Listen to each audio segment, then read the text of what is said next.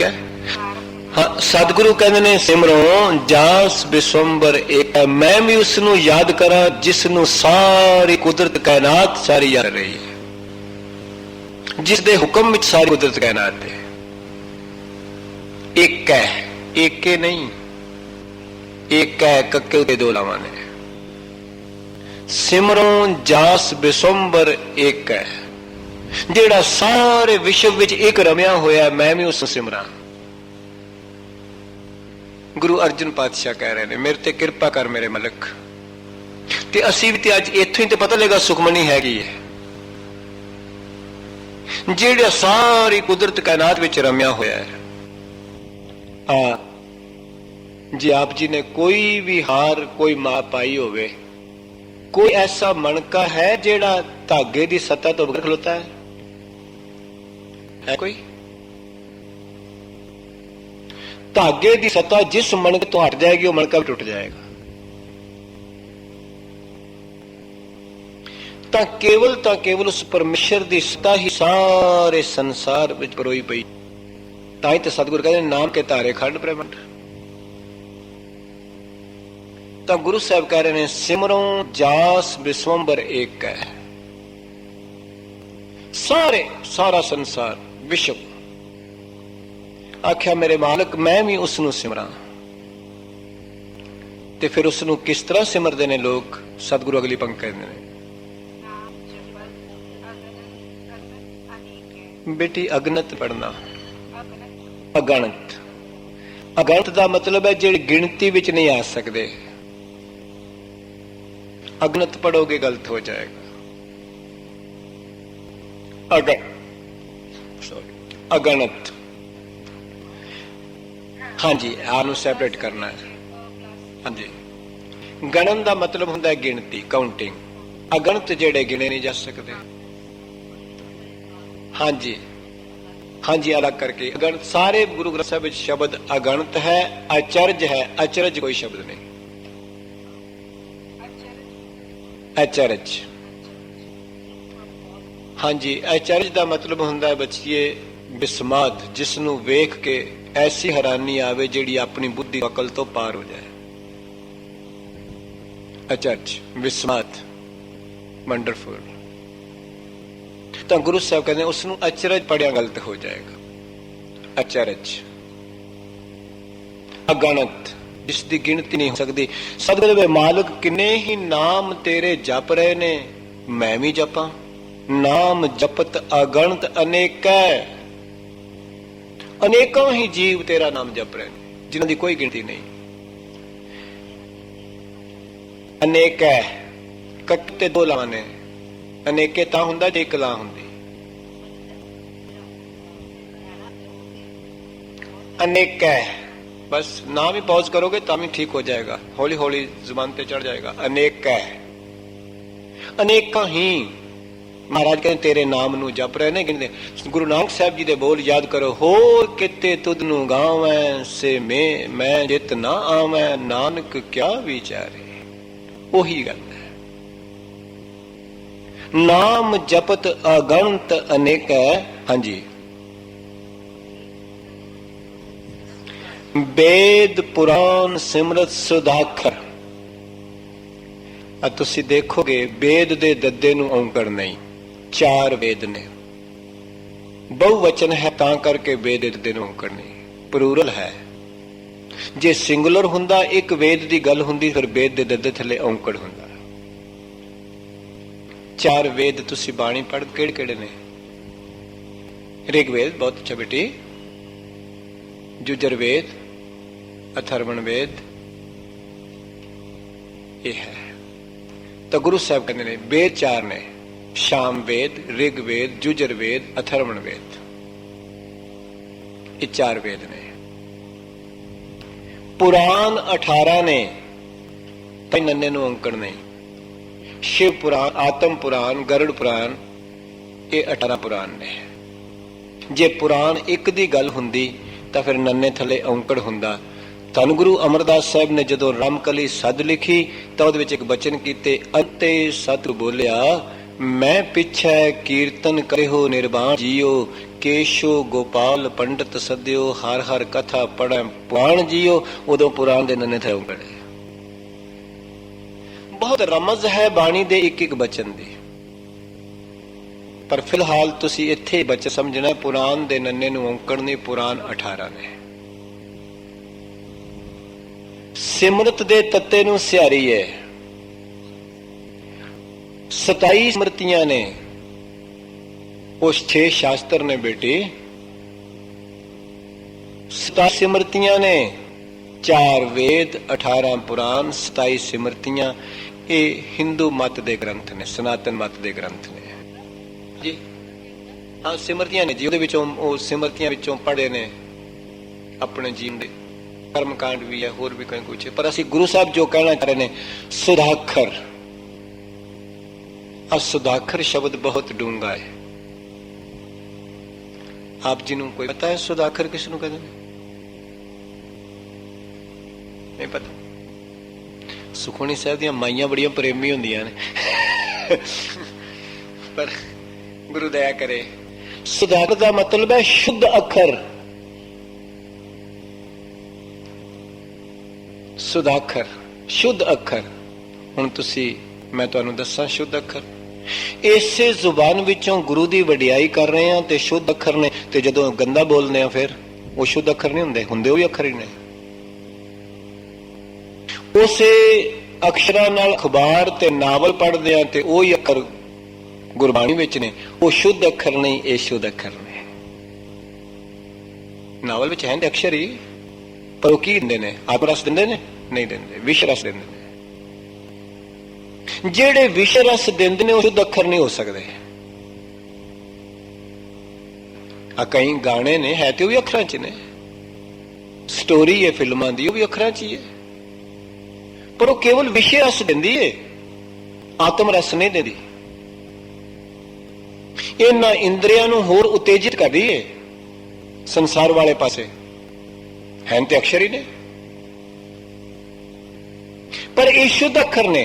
महाराज कहते ने जिन्ने वेद, जिन्ने पुराण, जिन्नियां सिमरतियां ने, ये भी उस परमेश्वर दे कलना बनिया ने। अगली पंक्ति में स्पष्ट हो रहा है, किन्ने राम नाम एक आखर, एक रमे हुए राम दे नाम दे अखरां नाल ही बने ने। जिन्ने भी अखर गुरु ग्रंथ साहिब जी विच ने, केवल रब दी वडियाई दे अखर ना। ते जे अखरां नाल वडियाई ना हो सकती हुंदी तां गुरु नानक साहिब वचन कदी ना कहंदे, अखरी नाम अखरी सालाहा, अखरी ज्ञान गीत गुण गाहा। गुरु नानक पातशाह कह रहे ने ना सतगुरु। तो जब सतगुरु वचन कह रहे ने भाई, तो गुरु अर्जन साहब कहते हैं जिन्ने भी वेद ग्रंथ बने, पुराण बने, सिमरतियां बनिया, उस राम नाम दे शुद्ध अखरां नाल ही बनिया। क्योंकि अखरां तो बगैर उसदी वडियाई काहदे नाल करिए? अखबार दे विच किसी संसार दी वडियाई होए कोई मत्था नहीं टेकदा, पर गुटके नूं मत्था टेकीदा। क्यों? क्योंकि राम दी वडियाई कर रहा है। अखबारां दा किड्डा वड्डा बंडल होवे, कोई मत्था टेकदा? कोई लाइब्रेरी संसार दी किताबां दी किन्नी होवे कि जाके किसी ने मत्था टेकिया उत्थे? तां सतगुरु गुरु ग्रंथ साहिब नूं मत्था टेकिया जा रहा है, ते उस गुरु दे ज्ञान नूं टेकिया जा रहा है, ईश्वरी ज्ञान नूं टेकिया जा रहा है। यही वचन ना, जिन्हां अखरां दे राही गुरु दी वडियाई हो रही है, उन्हां अखरां नूं भी नमस्कार करन नूं जी करदा है, उन्हां अखरां नूं भी सिर ते रखण नूं जी करदा है। तां ते गुरु अर्जन साहब ने गुरु ग्रंथ साहिब की सिरजना की। तां एक दिन सच्चे पातशाह घर विच बड़ी सोच विच बैठे सन। तां गुरु साहब दे महल माता जी ने पूछ लिया, सतगुरु अज तुसीं बड़ी सोच विच बैठे हो, गल की है? तां गुरु अर्जन साहब पिता महाराज ने आख्या, गंगा जी गल यह है कि सतगुरु गुरु ग्रंथ साहिब जी की सिरजना ते हो चुकी है, सवेरे हरमंदर साहिब विच प्रकाश करना है। मैं किसी ऐसे पवित्र सीस की तलाश की सोच विच बैठा भी, वो केड़ा सिर होवे जिहदे ते सजा के लिजाया जाए। मैं केवल इस सोच विच बैठा। क्यों? क्योंकि पवित्र अखर सन ना। अखबार के कागज ते असीं पकौड़े खा के डस्टबिन सुट देने। ਜੇ ਪਵਿੱਤਰ ਅੱਖਰ ਹੁੰਦੇ ਕਿਹਨਾਂ ਕਰਦਾ ਇਸ ਤਰ੍ਹਾਂ? ਹੈ ਤੇ ਅਕਸ਼ਰ ਅਖਬਾਰ ਵਿੱਚ ਵੀ ਅਕਸ਼ਰ ਹੈ ਅਖਬਾਰ ਵਿੱਚ, ਪਰ ਡਸਟਬਿਨ ਤੇ ਹੱਥ ਪੂੰਝ ਕੇ ਰੱਖਦੇ ਪਰੇ। ਤਾਂ ਸਤਿਗੁਰੂ ਕਹਿਣ ਲੱਗੇ ਮੈਂ ਸਿਰ ਦੀ ਤਲਾਸ਼ ਵਿੱਚ ਆ, ਸੀਸ ਦੀ ਤਲਾਸ਼ ਵਿੱਚ ਆ, ਕਿਹੜਾ ਪਵਿੱਤਰ ਸੀਸ ਹੋਏਗਾ ਜਿਹਦੇ ਤੇ ਸਭਾਇਮਾਨ ਹੋ ਕੇ ਹਰਿਮੰਦਰ ਸਾਹਿਬ ਲਿਜਾ ਜਾਣਗੇ। ਤਾਂ ਗੁਰੂ ਅਰਜਨ ਸਾਹਿਬ ਪਾਤਸ਼ਾਹ ਨੇ ਸਭ ਤੋਂ ਪਹਿਲਾਂ ਬਾਬਾ ਬੁੱਢਾ ਜੀ ਦੇ ਪਵਿੱਤਰ ਸੀਸ ਨੂੰ ਚੁਣਿਆ। ਤਾਂ ਮਹਾਰਾਜ ਕਹਿ ਰਹੇ ਨੇ, ਕਿਰਪਾ ਕਰ ਰਹੇ ਨੇ, ਆਖਿਆ ਕੀਨੇ ਰਾਮ ਨਾਮ ਇੱਕ ਅੱਖਰ, ਕੇਵਲ ਰਾਮ ਨਾਮ ਦੇ ਅੱਖਰਾਂ ਨਾਲ ਹੀ ਪਵਿੱਤਰ ਹੋਏ। ਭਾਵੇਂ ਵੇਦ ਨੇ, ਭਾਵੇਂ ਪੁਰਾਣ ਨੇ, ਭਾਵੇਂ ਸਿਮਰਤੀਆਂ ਨੇ, ਭਾਵੇਂ ਕੋਈ ਵੀ ਅੱਖਰ ਹੈ, ਜੇ ਰਾਮ ਨਾਮ ਦੀ ਵਡਿਆਈ ਦੇ ਵਿੱਚੋਂ ਕੱਢ ਦਈਏ ਕੋਈ ਸ਼ਾਸਤਰ ਪਰ ਨਹੀਂ ਦੇ। ਗੁਟਕਾ ਸਤਕਾਰਯੋਗ ਤਾਂ ਹੀ ਬਣਿਆ ਜੇ ਗੁਰੂ ਦੀ ਬਾਣੀ ਇਹਦੇ ਵਿੱਚ ਲਿਖੀ ਹੈ,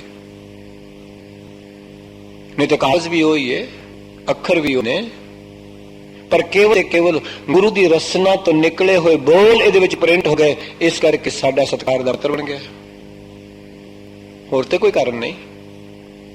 ਤਾਂ ਗੁਰੂ ਅਰਜਨ ਪਾਤਸ਼ਾਹ ਇਹ ਬਚਨ ਕਹਿ ਰਹੇ ਨੇ। ਤੇ ਫਿਰ ਮਹਾਰਾਜ ਕਹਿੰਦੇ ਨੇ ਇਹਨਾਂ ਅੱਖਰਾਂ ਵਿੱਚੋਂ ਕੀ ਬਚਨ? ਅਗਲੀਆਂ ਪੰਕਤੀਆਂ, ਸਤਿਗੁਰੂ ਜੀ ਕਹਿ ਰਹੇ ਨੇ ਇਹਨਾਂ ਅੱਖਰਾਂ ਵਿੱਚੋਂ ਇੱਕ ਕਿਣਕਾ ਵੀ ਜਿਸ ਦੇ ਹਿਰਦੇ ਵਿੱਚ ਵਸਿਆ, ਕਿਣਕਾ ਏਕ ਜਿਸ ਜੀ ਵਸਾਵੇ, ਜਿਸ ਦੇ ਪਰਮੇਸ਼ਰ ਨੇ ਟੁੱਟ ਕੇ ਗੁਰੂ ਨੇ ਬਖਸ਼ਾਂ ਕਰਕੇ ਇਹਦੇ ਵਿੱਚੋਂ ਇੱਕ ਕਿਣਕਾ ਵੀ ਕਿਸੇ ਦੇ ਹਿਰਦੇ ਵਿੱਚ ਉਤਰ ਗਿਆ, ਹਿਰਦੇ ਵਿੱਚ ਉਤਰ ਜਾਏ, ਗੁਰੂ ਕਿਰਪਾ ਕਰੇ। ਕਿਉਂ? ਅਸੀਂ ਅੱਜ ਤੱਕ ਅੱਖਰਾਂ ਦਾ, ਬਾਣੀ ਦਾ ਸੰਬੰਧ ਜਾਂ ਰੱਖਿਆ ਅੱਖਾਂ ਤੱਕ ਤੇ ਜਾਂ ਰੱਖਿਆ ਮੂੰਹ ਤੱਕ। ਇਹਦੇ ਵਿੱਚ ਕੋਈ ਸ਼ੱਕ ਨਹੀਂ ਕਿ ਅੱਖਾਂ ਦਾ ਸੰਬੰਧ ਪੜ੍ਹਨ ਨਾਲ ਹੈ ਤੇ ਮੂੰਹ ਦਾ ਸੰਬੰਧ ਬੋਲਣ ਨਾਲ ਹੈ, ਪਰ ਗੱਲ ਇਸ ਤੋਂ ਥੱਲੇ ਆ ਕੇ ਸ਼ੁਰੂ ਹੁੰਦੀ ਹੈ। ਮਹਾਰਾਜ ਕਹਿੰਦੇ ਨੇ ਰਸਨਾ ਗੁਣ ਗੋਪਾਲ ਨਿਤ ਗਾਇਨ, ਸ਼ਾਂਤ ਸਹਿਜ ਰਹਿਸ ਮਨ ਉਪਜਿਓ, ਸਗਲੇ ਦੁੱਖ ਭੁਲਾਇਨ। ਪਾਤਸ਼ਾਹ ਕਹਿ ਰਹੇ, ਸਤਿਗੁਰੂ ਜੀ ਕਹਿ ਰਹੇ ਨੇ, ਬਖਸ਼ਿਸ਼ ਕਰ ਰਹੇ ਨੇ। ਮਹਾਰਾਜ ਕਹਿੰਦੇ ਕਿਣਕਾ ਏਕ ਜਿਸ ਜੀ ਵਸਾਵੈ, ਤਾਂ ਕਿ ਮਹਿਮਾ ਗਣੀ ਨਾ ਆਵੇ। ਸਤਿਗੁਰੂ ਕਹਿੰਦੇ ਉਹਦੀ ਵਡਿਆਈ ਫਿਰ ਗਿਣੀ ਨਹੀਂ ਜਾ ਸਕਦੀ, ਲਿਖੀ ਨਹੀਂ ਜਾ ਸਕਦੀ, ਨਾਪੀ ਨਹੀਂ ਜਾ ਸਕਦੀ, ਤੋਲੀ ਨਹੀਂ ਜਾ ਸਕਦੀ, ਬਿਆਨ ਕੀਤੀ ਜਾ ਸਕਦੀ। ਇੱਕ ਕਿਣਕਾ ਵੀ ਜੇਕਰ ਪਰਮੇਸ਼ਰ ਦੇ ਨਾਮ ਦਾ ਕਿਸੇ ਹਿਰਦੇ ਵਿੱਚ ਉਤਰ ਗਿਆ, ਤੇ ਮਹਾਰਾਜ ਨੇ ਕਿਣਕਾ ਕਿਉਂ ਕਹਿਤਾ? ਯਾਦ ਰੱਖਣਾ ਉਹ ਕਣ ਵਿੱਚ ਵੀ ਉਨਾ ਹੈ ਤੇ ਸਾਰੇ ਵਿੱਚ ਵੀ ਉਨਾ ਹੀ ਹੈ। ਉਹ ਕਣ ਵਿੱਚ ਵੀ ਅਲੱਗ ਥੋੜਾ ਵੱਧ ਨਹੀਂ, ਕਿਉਂਕਿ ਉਹ ਕਿਸੇ ਕੁਆਂਟੀਟੀ ਦਾ ਮੁਤਾਜ ਥੋੜਾ ਹੀ ਹੈ, ਕੁਆਂਟੀਟੀ ਦਾ ਮੁਤਾਜ ਨਹੀਂ ਹੈ। ਉਹ ਕਿਣਕੇ ਵਿੱਚ ਵੀ ਉਨਾ ਹੀ ਹੈ, ਸਾਰੇ ਦਾ ਸਾਰਾ ਹੀ ਹੈ, ਭਰਪੂਰ ਹੈ, ਵਿਆਪਕ ਹੈ। ਤਾਂ ਗੁਰੂ ਸਾਹਿਬ ਕਹਿ ਰਹੇ ਨੇ ਕਿਣਕਾ ਏਕ ਜਿਸ ਜੀ ਵਸਾਵੈ, ਤਾਂ ਕਿ ਮਹਿਮਾ ਗਣੀ ਨਾ ਆਵੇ। ਸਤਿਗੁਰੂ ਕਹਿੰਦੇ ਉਹਦੀ ਵਡਿਆਈ ਫਿਰ ਗਿਣੀ ਨਹੀਂ ਜਾ ਸਕਦੀ ਭਾਈ, ਮੰਨੇ ਕੀ ਗੱਤ ਕਹੀ ਨਾ ਜਾਏ। ਤੇ ਆਮ ਤੌਰ ਤੇ ਕਈ ਲੋਕ ਇਸ ਗੱਲ ਦਾ ਸਵਾਲ ਕਰ ਦਿੰਦੇ ਨੇ ਕਿ ਗੁਰੂ ਦਸਮ ਪਾਤਸ਼ਾਹ ਨੇ ਇੱਕ ਬੋਲ ਕਹੇ ਨੇ, ਏਕ ਚਿਤ ਜਿਨ ਇੱਕ ਛਿਨ ਧਿਆਇਓ, ਕਾਲ ਫਾਸ ਕੇ ਵਿੱਚ ਨਾ ਆਇਓ। ਉਹ ਛਿਨ ਕਿਸ ਤਰ੍ਹਾਂ ਦਾ ਹੈ? ਇਹਦਾ ਸੰਬੰਧ ਹੈ ਛਿਨ ਕੇ ਨਾਲ। ਮੈਂ ਤੁਹਾਡੇ ਜੀਵਨ ਵਿੱਚੋਂ ਗੱਲ ਕਰਾਂ, ਕਿਉਂਕਿ ਆਮ ਤੌਰ ਤੇ ਜਿਹੜੀਆਂ ਬੱਚੀਆਂ ਘਰ ਦੀ ਰੋਟੀ ਪਾਣੀ ਬਣਾਉਂਦੀਆਂ ਨੇ ਉਹਨਾਂ ਨੂੰ ਪਤਾ ਹੈ, ਜਦੋਂ ਉਹ ਕੁੱਕਰ ਵਿੱਚ ਸਬਜ਼ੀ ਧਰਦੀਆਂ ਨੇ ਜਾਂ ਚਾਵਲ ਧਰਦੀਆਂ ਨੇ ਤਾਂ ਪਹਿਲਾਂ ਵਾਲਾ ਚਾਵਲ ਬੜਾ ਸਖਤ ਹੁੰਦਾ ਹੈ, ਅਖੀਰ ਤੇ ਇੱਕ ਅਵਸਥਾ ਐਸੀ ਆਉਂਦੀ ਹੈ ਜਦੋਂ ਕਣੀ ਮਰਦੀ ਹੈ। ਜਿਸ ਚਾਵਲ ਵਿੱਚੋਂ ਦਾਣੇ ਵਿੱਚੋਂ ਇੱਕ ਵਾਰੀ ਕਣੀ ਮਰ ਜਾ, ਮੁੜ ਕੇ ਕਣੀ ਜੇ ਪੈਂਦੀ ਉਹਦੇ 'ਚ ਪੈਂਦੀ, ਕਦੀ ਨਹੀਂ ਪੈਂਦੀ। ਤਾਂ ਇਹ ਕਿਣਕਾ ਉਹ ਹੈ ਜਿਸ ਨੂੰ ਗੁਰੂ ਇੱਕ ਵਾਰੀ ਇਹ ਬਖਸ਼ਾਂ ਰਹਿਮਤਾਂ ਦੇ ਦਿੰਦਾ ਹੈ, ਉਹਨੂੰ ਫਿਰ ਆਪਣੇ ਨਾਲੋਂ ਕਦੀ ਜੁਦਾ ਨਹੀਂ ਕਰਦਾ। ਸਖੀ ਵਸ ਆਇਆ ਫਿਰ ਛੋੜ ਨਾ ਜਾਈ, ਇਹ ਰੀਤ ਭਲੀ ਭਗਵੰਤਾ ਹੈ। ਉਸ ਦਾ ਰਿਵਾਜ ਹੈ, ਉਸ ਦੀ ਧਰਮ ਨੀਤੀ ਹੈ। ਜਿਹਨੂੰ ਵੀ ਇੱਕ ਵਾਰੀ ਆਪਣਾ ਬਣਾ ਲੈਂਦਾ ਮੁੜ ਕੇ ਤੋੜਦਾ ਨਹੀਂ,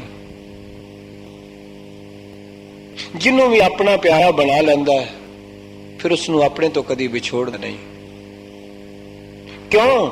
ਕਿਉਂਕਿ ਉਸ ਦੀ ਅਰਦਾਸ ਇੱਥੇ ਪਹੁੰਚ ਜਾਂਦੀ ਹੈ, ਜੇ ਤੂੰ ਤੁਠਾਏ ਕਿਰਪਾ ਨਿਧਾਨ, ਨਾ ਦੂਜਾ ਵੇ ਖਾਲ, ਇਹ ਪਾਈ ਮੂੰਹ ਦਾਤੜੀ, ਨਿਤ ਹਿਰਦਾ ਰੱਖਾਂ ਸਮਾਨ। ਗੁਰੂ ਸਾਹਿਬ ਕਹਿ ਰਹੇ ਨੇ, ਕੋਸ਼ਿਸ਼ ਕਰ ਰਹੇ ਨੇ, ਤੇ ਗੁਰਦੇਵ ਕਹਿੰਦੇ ਨੇ ਤਾਂ ਕਿ ਮਹਿਮਾ ਗਣੀ ਨਾ ਆਵੇ। ਹਾਂਜੀ ਭੈਣ ਜੀ, ਖਿਆਲ ਕਰਾਂ ਤੁਹਾਡੀ ਗੱਲ ਦਾ ਜਵਾਬ ਆ ਰਿਹਾ ਹੈ ਸਿਮਰੋਂ ਦਾ। ਸਤਿਗੁਰੂ ਅਰਜੁਨ ਸਾਹਿਬ ਪਿਤਾ ਮਹਾਰਾਜ ਇੱਕ ਵਚਨ ਕਰ ਰਹੇ ਨੇ, ਜਿੱਥੋਂ ਪਤਾ ਲੱਗੇਗਾ ਕਿ ਸਿਮਰੋਂ ਕਿਉਂ ਪੜਨਾ ਹੈ। ਇਹਨਾਂ ਪੱਤੀਆਂ ਵਿੱਚੋਂ ਸਤਿਗੁਰੂ ਆਪ ਹੀ ਬੇਅੰਤ ਨੇ ਇਸ ਬਾਣੀ ਨੂੰ ਖੋਲਣ ਵਾਸਤੇ। ਸਾਡੇ ਵਰਗੇ, ਮੇਰੇ ਵਰਗਾ ਊਣਾ ਇਸ ਦੀ ਅਗਾਧ ਬੋਧ ਮਹਿਮਾ ਨੂੰ ਕੀ ਜਾਣ ਸਕਦਾ ਹੈ। ਕਾਂਖੀ ਏਕੈ ਦਰਸ ਧਾਰੋ। ਆਪ ਜੀ ਨੂੰ ਪਤਾ ਹੋਣਾ ਚਾਹੀਦਾ ਕਾਂਖੀ ਸ਼ਬਦ ਕਿਹੜੀ ਭਾਸ਼ਾ ਦਾ ਹੈ। ਹਿੰਦੀ ਪੜ੍ਹੇ ਹੋ ਕੋਈ? ਯਾਦ ਰੱਖਣਾ, ਇੱਕ ਹਿੰਦੀ ਭਾਸ਼ਾ ਦਾ ਲਫ਼ਜ਼ ਹੈ ਆਕਾਂक्षा। ਆਕਾਂक्षा ਬਹੁਤ ਵਧੀਆ ਬੇਟੀ, ਜੀਤੀ ਰਹੋ। ਆਕਾਂक्षा ਦਾ ਮਤਲਬ ਹੁੰਦਾ ਹੈ ਇੱਛਾ, ਡਿਜ਼ਾਇਰ, ਖਾਸ਼, ਤਾਂਗ। ਕਾਂਖੀ ਏਕ ਕੈ ਦਰਸ ਤੁਹਾਰੋ।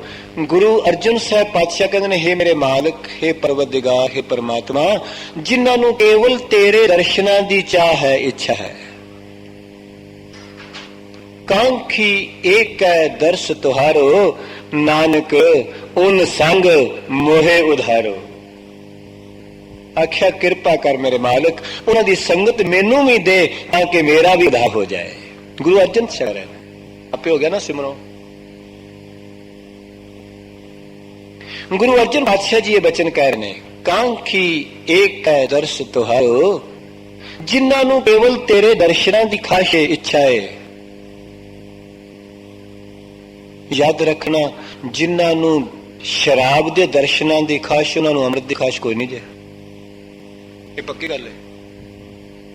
ਇਹ ਕਾਇਮ ਵਿੱਚ ਇੱਕੋ ਹੀ ਦਰਸ਼ਨ ਦੀ ਖਾਸ਼ ਹੁੰਦੀ ਹੈ। ਜਿਨ੍ਹਾਂ ਨੂੰ ਸੰਸਾਰ ਵਿੱਚ ਕੇਵਲ ਤੇ ਕੇਵਲ ਸ਼ਰਾਬ ਦੇ ਦਰਸ਼ਨਾਂ ਦੀ ਖਾਸ਼ ਹੈ, ਉਹਨਾਂ ਨੂੰ ਅੰਮ੍ਰਿਤ ਦੀ ਕੋਈ ਖਾਸ਼ ਨਹੀਂ। ਜਿਨ੍ਹਾਂ ਨੂੰ ਕੇਵਲ ਤੇ ਕੇਵਲ ਭੋਗਾਂ ਵਿਲਾਸ ਦੀ ਖਾਸ਼ ਹੈ, ਉਹਨਾਂ ਨੂੰ ਸੰਗਤ ਦੀ ਕੋਈ ਖਾਸ਼ ਨਹੀਂ। ਪੱਕੀ ਗੱਲ ਹੈ। ਐਵੇਂ ਕਹਿਣ ਦੀਆਂ ਗੱਲਾਂ ਨੇ। ਉਹਨਾਂ ਦੀ ਜੇਕਰ ਕਿਸੇ ਵੇਲੇ ਕੋਈ ਖਾਸ਼ ਉੱਠਦੀ ਹੈ ਤਾਂ ਕੇਵਲ ਵੇਖੋ ਵੇਖੀ ਹੁੰਦੀ ਹੈ। ਗੁਰਬਾਣੀ ਚ ਕਹਿੰਦੇ ਨੇ, ਬੱਧਾ ਚੱਟੀ ਜੋ ਭਰਾ, ਨਾ ਗੁਣ ਨਾ ਉਪਕਾਰ। ਉਹ ਤਾਂ ਕਿਸੇ ਮਾਈ ਦੀ ਆਣ ਕੇ ਸੰਗਤ ਚ ਬੈਠਦੇ ਨੇ, ਬਸ ਮਸਾਂ ਝੱਟ ਲੰਘਾ ਕੇ ਕਿਹੜੇ ਵੇਲੇ ਜਾਨ ਛੁੱਟ ਗਈ, ਇਸ ਗੱਲ ਦੀ ਤਲਾਸ਼ ਵਿੱਚ ਹੁੰਦੇ ਨੇ। ਗੁਰਦੇਵ ਕਿਰਪਾ ਕਰ ਰਹੇ ਨੇ, ਬਖਸ਼ਿਸ਼ ਕਰ ਰਹੇ ਨੇ। ਸਤਿਗੁਰੂ ਇਹਦਾ ਕਰਦੇ ਨੇ, ਕਾਂਖੀ ਏਕ ਕੈ ਦਰਸ ਤੁਹਾਰੋ। ਮਹਾਰਾਜ ਕਹਿੰਦੇ ਨੇ, ਹੇ ਮੇਰੇ ਮਾਲਕ, ਜਿਨ੍ਹਾਂ ਨੂੰ ਕੇਵਲ ਤੇਰੇ ਦਰਸ਼ਨਾਂ ਦੀ ਖਾਸ਼ ਹੈ, ਤੇ ਦਰਸ਼ਨਾਂ ਦੀ ਖਾਸ਼ ਉਹਨੂੰ ਹੋਗੀ ਜਿਹਦਾ ਮੂੰਹ ਗੁਰੂ ਵੱਲ ਹੋਏਗਾ। ਜਿਹਦਾ ਮੂੰਹ ਗੁਰੂ ਵੱਲ ਹੋਏਗਾ, ਉਹਦੀ ਕੰਡ ਸੰਸਾਰ ਵੱਲ ਹੋਏਗੀ। ਇਹ ਨਿਸ਼ਾਨੀ ਹੈ। ਤੁਸੀਂ ਮੇਰੇ ਵੱਲ ਫੇਸ ਕਰਕੇ ਬੈਠੇ ਹੋ, ਤੁਹਾਡੀ ਉਧਰ ਕੰਡੇ, ਮੈਂ ਤੁਹਾਡੇ ਵੱਲ ਮੂੰਹ ਕਰਕੇ ਬੈਠਾ, ਮੇਰੀ ਇਧਰ ਕੰਡੇ। ਜੇ ਤੁਸੀਂ ਇੱਥੇ ਹੀ ਘੁੰਮ ਜਾਓ, ਮੇਰੇ ਵੱਲ ਕੰਡ ਹੋ ਜਾਏਗੀ, ਇਧਰ ਹੋ ਜਾਏਗੀ। ਮੈਂ ਇੱਥੇ ਹੀ ਘੁੰਮ ਜਾਵਾਂ, ਮੇਰੀ ਇਧਰ ਕੰਡ ਹੋ ਜਾਏਗੀ, ਤੁਹਾਡੇ ਵੱਲ ਕੰਡ ਹੋ ਜਾਏਗਾ, ਉਧਰ ਮੂੰਹ ਹੋ ਜਾਏਗਾ। ਜਿਨ੍ਹਾਂ ਦਾ ਗੁਰੂ ਵੱਲ ਮੂੰਹ ਹੈ, ਉਹਨਾਂ ਦੀ ਸੰਸਾਰ ਵੱਲ ਕੰਡ ਨੇ। ਸੰਸਾਰ ਵਿੱਚ ਰਹਿੰਦੇ ਨੇ, ਦਿਨ ਰਾਤ ਆਪਣੇ ਕੰਮਕਾਰ ਵੀ ਕਰ ਰਹੇ ਨੇ, ਪਰ ਮੂੰਹ ਉਹਨਾਂ ਦਾ ਗੁਰੂ ਵੱਲ ਹੈ। ਸੰਸਾਰ ਵੱਲ ਕੰਡੇ ਤੁਰੇ ਫਿਰਦੇ ਨੇ ਇਸ ਤਰ੍ਹਾਂ ਹੀ। ਜਿਨ੍ਹਾਂ ਦਾ ਸੰਸਾਰ ਵੱਲ ਮੂੰਹ ਹੈ, ਉਹਨਾਂ ਦੀ ਗੁਰੂ ਵੱਲ ਸ਼ਰਤੀਆ ਕੰਡ ਹੈ, ਕਹਿਣ ਦੀ ਲੋੜ ਨਹੀਂ। ਜਿਨ੍ਹਾਂ ਦਾ ਸ਼ਰਾਬ ਵੱਲ ਮੂੰਹ ਹੈ, ਅੰਮ੍ਰਿਤ ਵੱਲ ਕੰਡ ਹੈ। ਜਿਨ੍ਹਾਂ ਦਾ ਅੰਮ੍ਰਿਤ ਵੱਲ ਮੂੰਹ ਹੈ, ਸ਼ਰਾਬ ਵੱਲ ਕੰਡ ਹੈ। ਜਿਨ੍ਹਾਂ ਦਾ ਫਿਲਮਾਂ ਵੱਲ ਮੂੰਹ ਹੈ, ਉਹਨਾਂ ਦੀ ਗੁਰੂ ਦੀ ਸੰਗਤ ਵੱਲ, ਬਾਣੀ ਵੱਲ ਕੰਡ ਹੈ।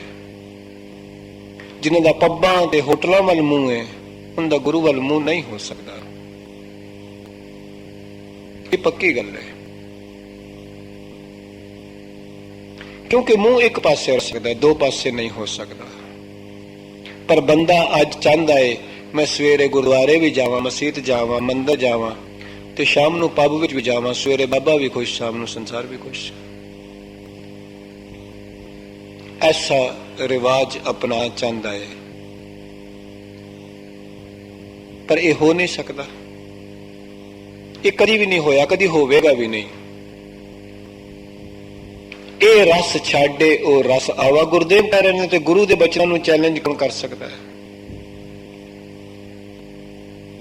ਕੌਣ ਐਸਾ ਬੰਦਾ ਹੈ ਜਿਹੜਾ ਗੁਰੂ ਦੇ ਬਚਨ ਨੂੰ ਚੈਲੰਜ ਕਰ ਸਕੇ? ਜ਼ਮੀਨ ਤਾਂ ਕਦੀ ਉੱਪਰ ਚਲੀ ਜਾਏ, ਅਸਮਾਨ ਤਾਂ ਸ਼ਾਇਦ ਕਦੀ ਥੱਲੇ ਆ ਜਾਏ, ਪਰ ਬਾਣੀ ਵਿੱਚ ਤਬਦੀਲੀ ਨਹੀਂ ਹੋ ਸਕਦੀ।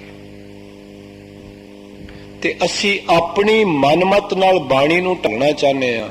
ਉਹਦੇ ਵਿੱਚੋਂ ਕਈ ਕਲਾਜ਼ ਲੱਭਣੇ, ਇਸ ਤਰ੍ਹਾਂ ਵੀ ਤੇ ਹੋ ਸਕਦਾ, ਇਸ ਤਰ੍ਹਾਂ ਤੇ ਹੋ ਸਕਦਾ, ਇਹ ਵੀ ਹੋ ਸਕਦਾ ਹੈ,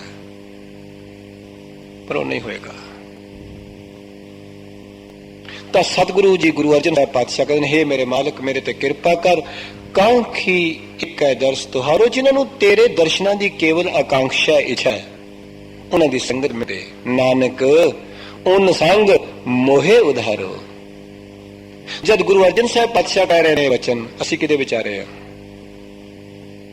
ਜਨ ਨਾਨਕ ਧੂੜ ਮੰਗਾ ਤਿਸ ਗੁਰਸਿੱਖ ਕੀ, ਜੋ ਆਪ ਜਪੈ ਆਵਰਾ ਨਾਮ ਜਪਾਵੈ।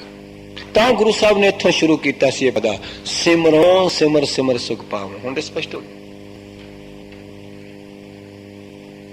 ਕਿ ਮੇਰੇ ਤੇ ਵੀ ਕਿਰਪਾ ਕਰ। ਪਹਿਲਾ ਪਦਾ ਸਮਾਪਤ ਹੈ। ਸਤਿਗੁਰੂ ਹਾਉ ਦੀ ਪੰਕਤੀ ਵਿੱਚ ਕੀ ਕਹਿ ਰਹੇ ਨੇ? ਹਾਂਜੀ,